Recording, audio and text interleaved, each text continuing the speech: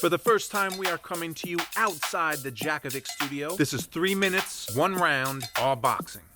Ever since I was a kid and saw Sugar Ray Leonard fight, I've loved boxing. I was at HBO for 15 years as a feature producer, won a few sports Emmys. Not bad. I got to travel the world and tell the great stories of these fighters. Maybe something of a rooting interest in Alexander among the entire HBO Sports crew here, because Alexander's manager is former HBO Sports producer George Jakovic. I've managed a fighter, I've worked a fighter's corner, being as close to the action as you can get. My life is revolved around boxing. This is 1 round with George. Heavyweight champion Alexander Usyk's next fight against Anthony Joshua may be postponed. Usyk has joined the fight in his native Ukraine with fellow fighters and his fellow countrymen after Russia invaded their country. Hopefully this is resolved soon, but obviously this fight is a much bigger one than anyone he's had in the ring. Friday, March 4th was a big fight in the 140-pound division. Former champ Jose Ramirez squared off with former 2-division titleist Jose the Sniper Pedraza. Ramirez lost his 140-pound belt in his last fight against Josh Taylor, but he shook off that defeat with a workmanlike unanimous decision over Pedraza.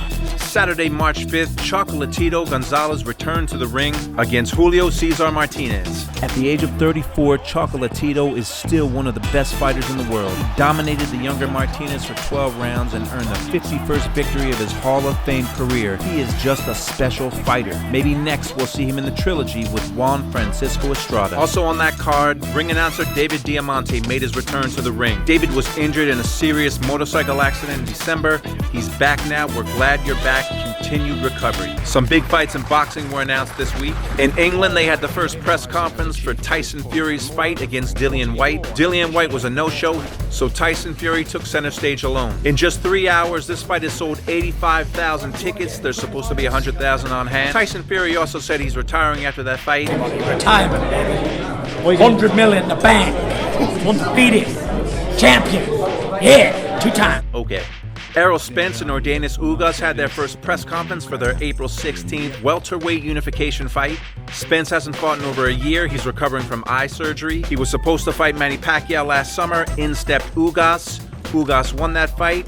April 16th, AT&T Center. They battle it out in a welterweight unification fight. Hopefully, the winner takes on Bud Crawford. And by the way, happy birthday to Errol Spence. He turned 32 years old. And speaking of birthdays, Ray Boom Boom Mancini just recently celebrated a birthday. He was one of the most exciting fighters of his day. He's a former lightweight champion. I grew up watching him fight. Happy birthday, Boom Boom. Ryan Garcia will be back in the ring April 9th. He just had a press conference for his fight with Emmanuel Tago. Garcia has recently been embroiled in a social media war with Canelo Alvarez.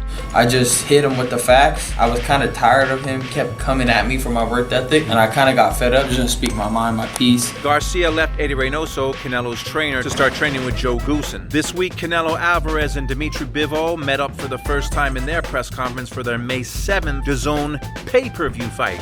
Yes, it's a pay-per-view fight. When DAZN started a few years ago, they said that the pay-per-views were a dead model, a dinosaur. Guess what? This is boxing, and they're back. Canelo is challenging the unbeaten Bivol for his 175-pound title. Bivol is unbeaten at 19-0. He's been a champ since 2017. He's going to be taller and longer than Canelo, so we'll see what happens. This is the first matchup of a 2-fight deal that Canelo has signed with DAZN. The second one being the trilogy match with Triple G, if he can get by his next fight against Ryoto Murata. The Triple G Murata fight is going to be a 160-pound unification fight in Japan. Golovkin's going to be 40 years old when they fight.